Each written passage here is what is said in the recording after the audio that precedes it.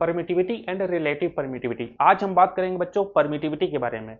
जैसे परमिटिविटी आप लोगों ने पढ़ा था इलेक्ट्रिक फील्ड पढ़ते समय, इलेक्ट्रिक फील्ड का एक फार्मूला था E equal to 1/4 pi epsilon nought, कोई चार्ज क्यू है, अपॉन डिस्टेंस r स्क्वायर।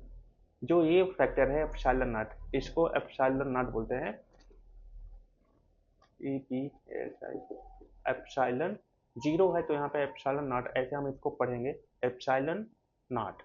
और इसकी जो वैल्यू होती है 8.85 इंटू 10⁻⁻12। इसकी यूनिट क्या होती है? फैरड पर मीटर, फैरड पर मीटर या फिर RAD पर मीटर। एप्सिलॉन की वैल्यू एप्सिलॉन नॉट होती है permittivity of the free space. अच्छा, इसका नाम वैसे भी दिया जाए तो परमिटिविटी होती है permittivity of free space. Free space, ये फ्री स्पेस ऐसा क्यों बोला जा रहा है? फ्री स्पेस का मतलब ये होता है कि एक ऐसा मीडियम जो वैक्यूम या एयर हो, जो वैक्यूम या एयर हो उसको बोलते हैं फ्री स्पेस। अगर वो वैक्यूम एयर ना होके वाटर हो जाए, पानी हो जाए, वो भी एक मीडियम हो गया, वो भी एक स्पेसियस हो गया, लेकिन उसका जो परमिटिविटी हो जाएगा वो चेंज हो जाएगा, उसका मीडियम चेंज हो जाएगा। क्योंकि एयर के पार्टिकल काफ़ी दूर होते हैं, वहाँ पे किसी भी ऑब्जेक्ट को ट्रेवल करना आसान होता है, पानी के अंदर ट्रेवल करना थोड़ा सा मुश्किल होता है। तो अगर कोई मीडियम आ जाए, मान लो ये चार्ज पार्टिकल अगर एयर में है, तब तो एयर में इलेक्ट्रिक फील्ड निकलेंगी, एयर में इलेक्ट्रिक फील्ड निकलेंगी, यहाँ पे इसको ऐसे बनाएंगे। बट अगर ये चार्ज पार्टिकल हम पानी के अंदर डुबा दें, पानी के अंदर मान लेते हैं कि ये एक पानी हो गया, इसमें पानी के पार्टिकल हैं और यहाँ पे एक चार्ज क्यू है, तो अब यहाँ से जो इलेक्ट्रिक फील्ड लाइन्स निकलेंगी उसके लिए क्या होगा इक्वेशन? इसके लिए इक्वेशन होगा 1/4 पाई के एप्सिलॉन नॉट, ये के एप्सिलॉन नॉट होगा into q by r square. अगर ये आर डिस्टेंस पे देखेंगे तो यहाँ पे जो के होगा, यहाँ पे के, ये के क्या है? के क्या है ये? इस एयर में जब ये चार्ज हमारा एयर में था तो उसके लिए के की वैल्यू क्या लगा था यहाँ पे? एक्चुअली के सब जगह लगता है, बट के की वैल्यू क्या होती है? 1 फॉर एयर, 1 फॉर एयर। अगर के की वैल्यू चेंज हो जाएगी, के की वैल्यू 80 होती है फॉर वाटर, वाटर, और के की वैल्यू 4 पॉइंट समथिंग कुछ ग्लास के बारे में ऐसा कुछ बोला गया है। ये के की वैल्यू हर एक मीडियम में चेंज हो रही होती है, यानी कि जैसे मीडियम चेंज हो गया उसकी के की वैल्यू चेंज हो जाएगी। वैक्यूम अगर है तो फ्री स्पेस या वैक्यूम, फ्री स्पेस या एयर या वैक्यूम, दोनों के लिए के की वैल्यू क्या होती है? 1। एप्सिलॉन नॉट की वैल्यू तो 8.85 इंटू 10⁻⁻12 फैरेड पर मीटर, ये एप्सिलॉन नॉट की वैल्यू है। एप्सिलॉन नॉट की वैल्यू तो नहीं चेंज होगी, वही रहेगी। ये के जो होता है, के क्या है? ये के डिफाइन करता है कि मीडियम हमारा चेंज हो रहा है कि नहीं चेंज हो रहा है। अगर एयर है तो के की वैल्यू 1 हो जाएगी, कोई दूसरा मीडियम है, ग्लास, वाटर और कुछ भी मटेरियल हो गए, तो वहाँ पे के की वैल्यू चेंज हो जाएगी। अब के की वैल्यू क्या है? व्हाट इज के? आइए हम थोड़ा सा के बारे में समझते हैं, उसके बाद हम परमिटिविटी को डिफाइन करते हैं कि परमिटिविटी होती क्या है।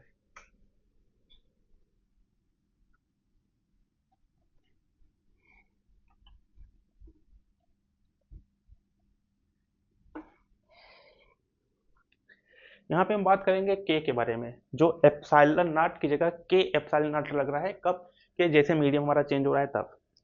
तो यहाँ पे सबसे पहले बात आती है कि K epsilon nought is equal to epsilon, K को हम बोलेंगे dielectric of a medium, या इसी को बोलते हैं relative permittivity, relative permittivity. Dielectric medium को बोलते हैं रिलेटिव परमिटिविटी, यानी कि एप्सिलॉन किसी भी पर्टिकुलर मीडियम का हो जाएगा epsilon r into epsilon nought. ये जो epsilon nought epsilon r r हम बार बार लिख रहे हैं, यही होता है के। या तो इसको रिलेटिव परमिटिविटी बोलो या इसको बोलो डाइलेक्ट्रिक कांस्टेंट। तो रिलेटिव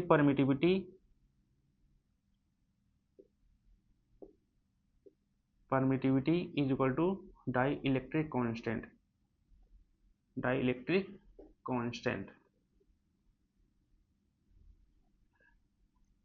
इसकी जो वैल्यू होती है सारे मीडियम के लिए अलग अलग होगी। अगर एयर है या वैक्यूम है तो इन दोनों की वैल्यू 1 हो जाएगी। एक्चुअली है दोनों एक ही चीज, रिलेटिव परमिटिविटी जिसे बोलते हैं डाइलेक्ट्रिक कांस्टेंट। जैसे रिलेटिव परमिटिविटी आएगी वहां पे डाइलेक्ट्रिक कोई ना कोई कांस्टेंट होगी या मीडियम होगा। अगर एयर है वैक्यूम है तो वहां पे इन सब की वैल्यू 1 हो जाएगी। यानी कि अब एयर की जगह अगर बात होगी तो यहाँ पे इसकी वैल्यू 1, तो बचेगा क्या, एप्सिलॉन नॉट, जो हम बराबर यूज करते हैं। तो रिलेटिव परमिटिविटी क्या हुई इस टाइम पे। अब रिलेटिव परमिटिविटी की बात करें, what is relative permittivity. What is relative permittivity, epsilon r यहाँ से देखेंगे तो ये पर्टिकुलर किसी मीडियम का हो जाएगा और ये वैक्यूम का हो जाएगा। यानी कि ये पर्टिकुलर किसी मीडियम का और ये वैक्यूम या फ्री स्पेस का, इन दोनों का जो रेशियो होगा उसको बोलेंगे रिलेटिव परमिटिविटी या डाइलेक्ट्रिक कांस्टेंट, या इसी को बोलेंगे डाइलेक्ट्रिक कांस्टेंट। इसकी जो वैल्यू होगी वो यहाँ पे इन दोनों को डिवाइड करेंगे। अच्छा, इसकी यूनिट क्या होगी, ये है यूनिट लेस। इसकी कोई यूनिट नहीं होगी क्योंकि फैरेड पर मीटर ये भी है, फैरेड पर मीटर ये भी है, तो ये दोनों कैंसिल आउट हो जाएंगे यूनिट।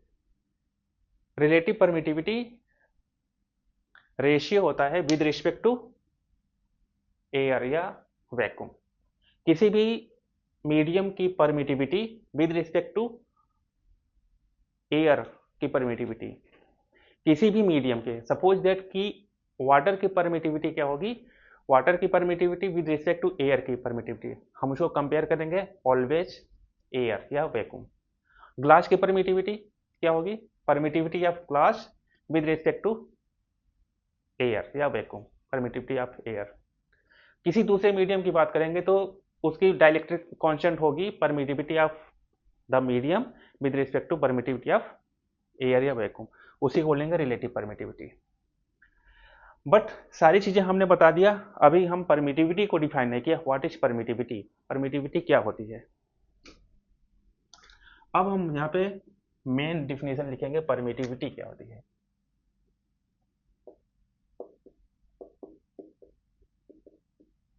परमिटिविटी यानी कि एप्सिलॉन। न रिलेटिव परमिटिविटी की बात करेंगे, फ्री स्पेस की जो होगी वही होगी, बट यहाँ पे हम किसी पर्टिकुलर मीडियम की बात करेंगे, या फ्री स्पेस भी ले सकते हो, कोई इश्यू नहीं है। फ्री स्पेस वो भी एक परमिटिविटी ही है। यहाँ पे होता है कि इलेक्ट्रिक फील्ड लाइंस कितना पास हो रही है किसी मीडियम से, वो पूरी तरीके से डिपेंड करती है परमिटिविटी पे। इसका मतलब ये होगा, इसको डिफाइन करते समय लिखा,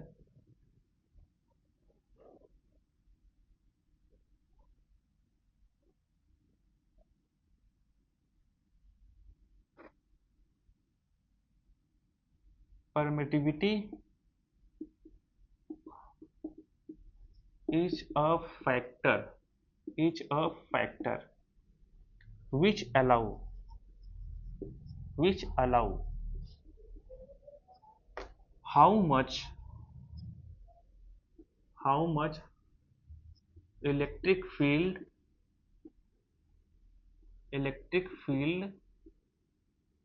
lines pass through a medium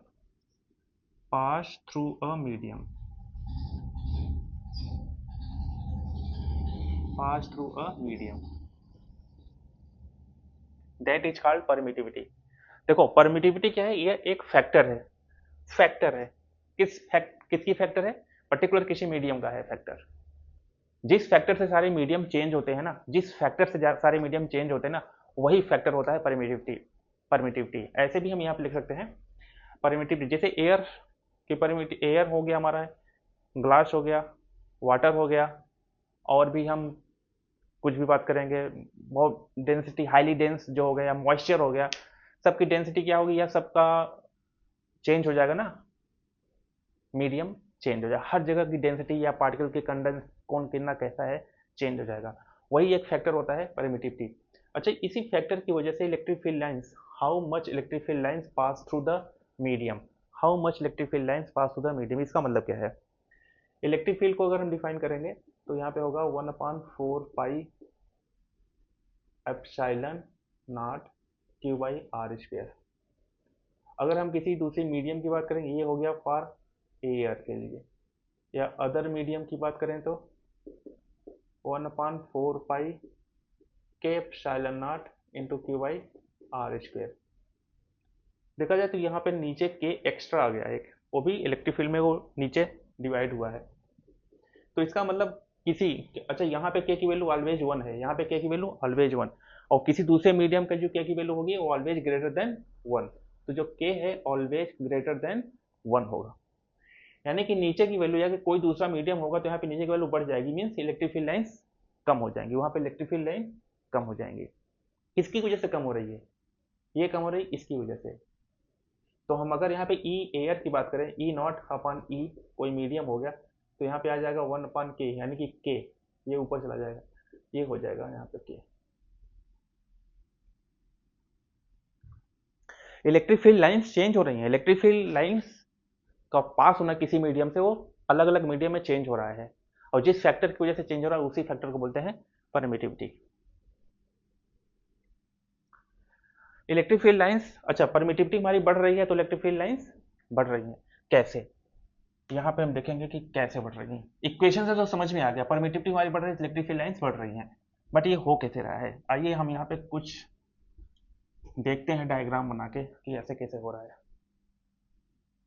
मान लेते हैं कि ये एक चार्ज है यहाँ पे क्यू, यहाँ पे रखा है स्पेस में, ये एयर है, यहाँ पे जो रखा है मीडियम वो है एयर, ठीक है ना, यहाँ तक आसपास में एयर है।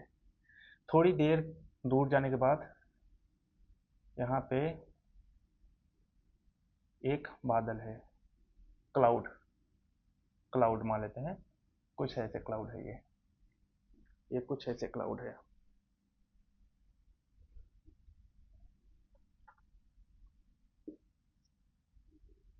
ये एक क्लाउड है, यहाँ पे क्या है? क्लाउड, ये है क्लाउड, और यहाँ पे एयर है। इस एयर में चार्ज पार्टिकल यहाँ पे रखा है।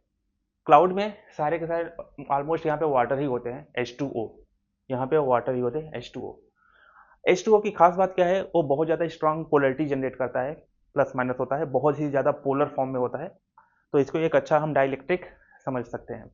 ठीक है, यहाँ पे क्या है? एयर है, एयर में चार्ज पार्टिकल रखा है, और यहाँ पे पास होगी इसकी इलेक्ट्रिक फील्ड लाइंस। जैसे ही मीडियम में जाएगी उसकी इलेक्ट्रिक फील्ड लाइंस क्या होगी?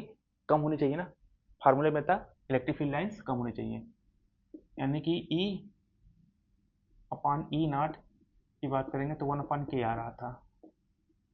जो ये इलेक्ट्रिक फील्ड आई है किसी मीडियम की है, और ये है एयर की है।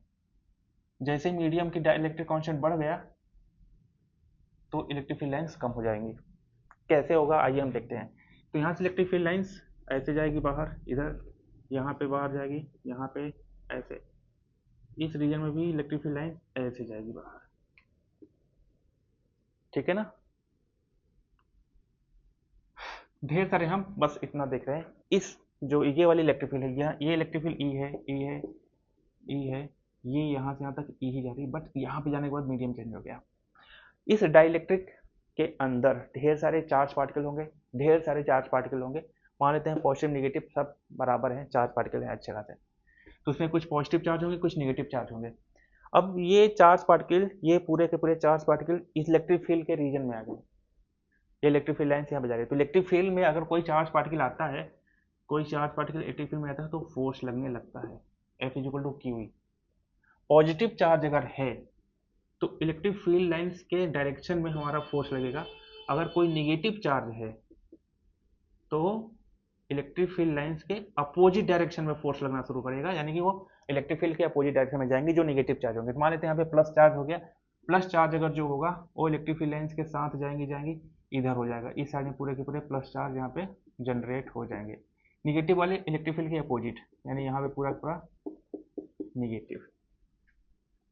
मैंने बताया कि ये जो वाटर होता है, वाटर बहुत ज़्यादा हाईली पोलराइज्ड फॉर्म में होता है, पोलर फॉर्म में।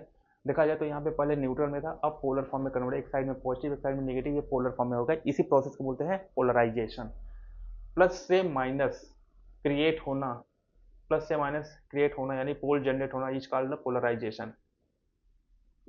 पोलराइजेशन, दो पोल क्रिएट करना, इज कॉल्ड द पोलराइजेशन। अच्छा, होगा क्या यहाँ पे, ये इलेक्ट्रिक फील्ड जो एयर में चार्ज है उसकी वजह से इलेक्ट्रिक फील्ड लाइंस का डायरेक्शन इधर जा रहा है, इधर ये डायरेक्शन है। तो ये भी इलेक्ट्रिक फील्ड लाइंस की डायरेक्शन है ई एयर, ई एयर। एयर की वजह से जो इलेक्ट्रिक फील्ड लाइंस आ रही है एयर में चार्ज पड़ते हुए यहाँ पे आ रही है। अब देखा जाए तो इसमें जो पोल बना हुआ है प्लस और माइनस, इसके अंदर एक